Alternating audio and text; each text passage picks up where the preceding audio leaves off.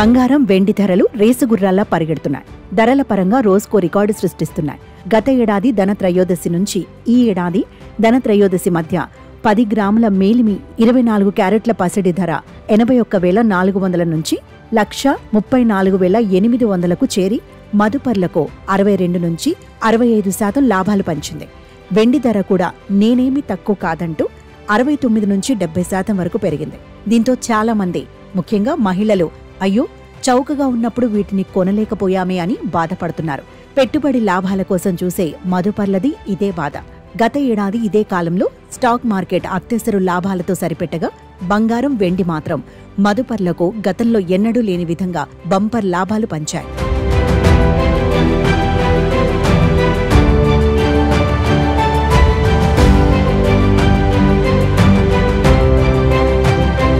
ఈ ఏడాది ఇప్పటి వరకు చూసినా బంగారం వెండి మదుపర్లకు 50% పైన లాభాలు పంచాయి. ఇంకా పెరుగుతాయా తగ్గుతాయా అంటే ఎవరూ ఖచ్చితంగా చెప్పలేని పరిస్థితి. అయితే ఇప్పటికే గరిష్ట స్థాయికి చేరిన బులియన్ మార్కెట్ త్వరలోనే దిద్దుబాటుకు లోనయ్యే పరిస్థితి ఉందని మార్కెట్ వర్గాల అంచనా. ప్రాథమిక పరిస్థితుల్లో ఎలాంటి మార్పు లేకపోయినా లాభాల స్వీకరణ, అమ్మకాలు ఇందుకు దోహదం చేస్తాయని భావిస్తున్నారు. ఈ దిద్దుబాటు కూడా 5% నుంచి 7% మించకపోవచ్చని అంచనా వేస్తున్నారు. ట్రంప్ బెదిరింపులు ఫలించి రష్యా ఉక్రెయిన్ యుద్ధానికి బ్రేక్ పడినా ఈ దిద్దుబాటు 10 నుంచి 15% మించకపోవచ్చని భావిస్తున్నారు. బంగారం వెండి ధరలు ఎంతగా పెరిగినా పెట్టుబడుల్లో అవి ఒక పరిమితి స్థాయికి మించి ఉండకూడదు. మదుపర్లు ఈ విషయాన్ని గుర్తుంచుకోవాలి. ప్రస్తుతం పసిడి ధరల పెరుగుదలకు ఎలాంటి ఫండమెంటల్స్ లేవు.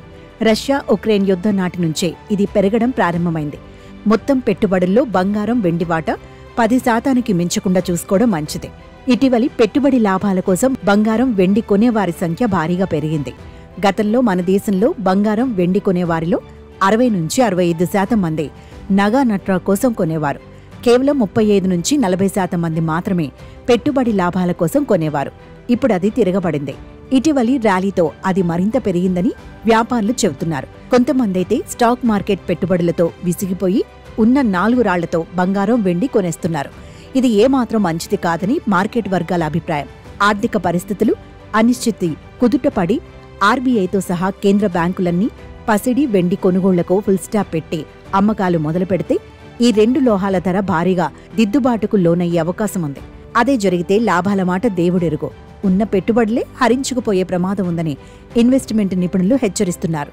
ఈ విషయాన్ని దృష్టిలో ఉంచుకుని ప్రతి ఇన్వెస్టర్ తన పెట్టుబడుల్లో 10 నుంచి 15% మించి బంగారం వెండిలో మదుపు చేయకపోవడం మంచిదని సూచిస్తున్నారు.